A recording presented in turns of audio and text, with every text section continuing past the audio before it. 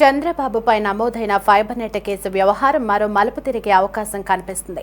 చంద్రబాబుపై fibre net అంశంలో తప్పుడు కేసులు పెట్టినందుకు ఫైబర్ నెట్ గత ఎండీ మధుసూదనారెడ్డి, గత చైర్మన్ గౌతమ్ రెడ్డిపై కేసు పెట్టే అంశాన్ని పరిశీలిస్తున్నామని fibre net chairman GV Reddy తెలిపారు. ఫైబర్ నెట్ కేసులో చంద్రబాబుపై పెట్టిన కేసులో విచారణ అధికారులు వేసిన ఛార్జ్ షీట్ ను కోర్టు రిజెక్ట్ చేసిందన్నారు. ఛార్జ్ షీట్ ను కోర్టు రిజెక్ట్ చేస్తే జగన్ సొంత పత్రిక సాక్షిలో తప్పుడు వార్తలు రాశారన్నారు. సాక్షి పత్రికా కథనంపై సిఐడి అధికారులు బయటకు వచ్చి వివరణ ఇవ్వాలని కోరారు.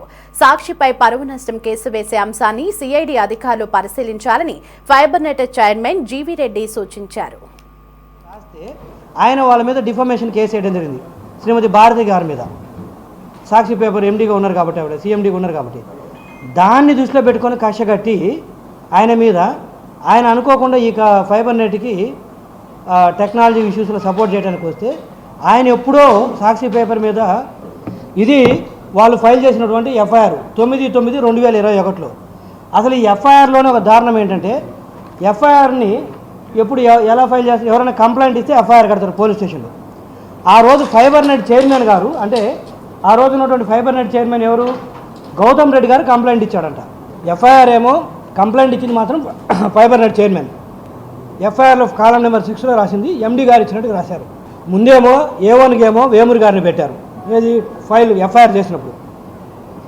తర్వాత కేవలం చంద్రబాబు నాయుడు గారిని ఇరికించడం కోసము ఛార్జ్షీట్ వేసేటప్పుడు ఈయన పేరు మార్చి ఈయన A1కి తీసేసి ఆయన A1కి పెట్టి ఈయన A2గా మార్చారు. పోనీ ఇంత ఫైల్ చేసి ఛార్జ్షీట్ అయిందా అంటే కోర్టు రిజెక్ట్ చేసింది ఆ ఛార్జ్షీట్ని. మీరు కరెక్ట్గా చేస్తే ఛార్జ్షీట్ని కోర్టులు ఎందుకు కాగ్నిజెన్స్లో తీసుకో, ఆనరబుల్ కోర్ట్స్ ఛార్జ్షీట్ని రిజెక్ట్ చేశారు. ఇది ఇష్యూ.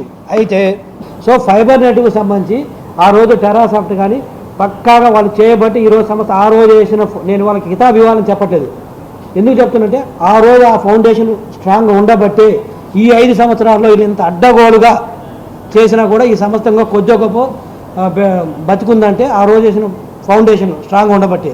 కేసు వాళ్ళు పెట్టడమే తప్పుడు కేసు పెట్టారు. ఆ రోజే కోర్టులు కొట్టేయడం జరిగింది, ఛార్జ్షీట్నే తీసుకోలేదు. ఈరోజు మేము తొక్కి పెట్టాల్సిన అవసరం లేదు, ఏం దీన్ని సపరేట్గా డైవర్ట్ చేయాల్సిన అవసరం లేదు. ఇంకా చెప్పాలంటే తిరిగి ఆ రోజు మీద ఎండీ, ఆ రోజున్న మధుసూదన్ రెడ్డి, గౌతమ్ రెడ్డి మీద మేము కేసు పెట్టాలి, తప్పుడు కేసులు పెట్టినందుకు.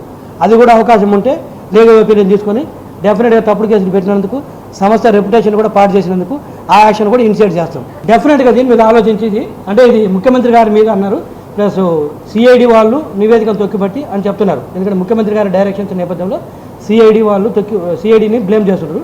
సో ఇది ఫైబర్ నెట్ పరిధిలో కాదు. బట్ నేను సంస్థకు సంబంధించిన సబ్జెక్ట్ అయినా కూడా స్టేట్మెంట్ వచ్చేసరికి వాళ్ళకి ఎగనెస్ట్ కాబట్టి నేను వాళ్ళకి ఇన్వోక్ చేస్తాను మ్యాటర్స్. చూద్దాం వాళ్ళు ఏం చర్యలు తీసుకుంటారు సిఐడి వాళ్ళు.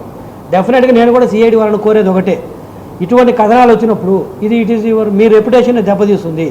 మీరు ఆల్రెడీ 2019-24 మధ్యలో సిఐడి వాళ్ళు ఎంత బ్లేమ్ అయ్యారో రాష్ట్రం మొత్తం తెలుసు. ఇప్పుడు కూడా మేమేమి అనుకూలం మాకు చేయమని అడగట్లేదు కదా, ప్రతిదీ కూడా రూల్ ప్రకారం వెళ్ళమంటున్నాం. బట్ డిస్పైట్ ఇలాంటివి వచ్చినప్పుడు మీరు కంపల్సరీ, నేను సిఐడి చీఫ్ని కూడా నేను కోరేది ఒకటే, ఆనరబుల్ సిఐడి చీఫ్ గారిని కోరేది ఒకటే, మీరు ఇలాంటి కథనాలు వచ్చినప్పుడు ఇది వాస్తవం చెప్పాలంటే ఇది మాకంటే చెడ్డ పేరు, మీకు వచ్చిన చెడ్డ పేరు, ఇది మీరు ఇమీడియట్గా రెస్పాండ్ అవ్వాలి. యాక్చువల్గా చెప్పాలంటే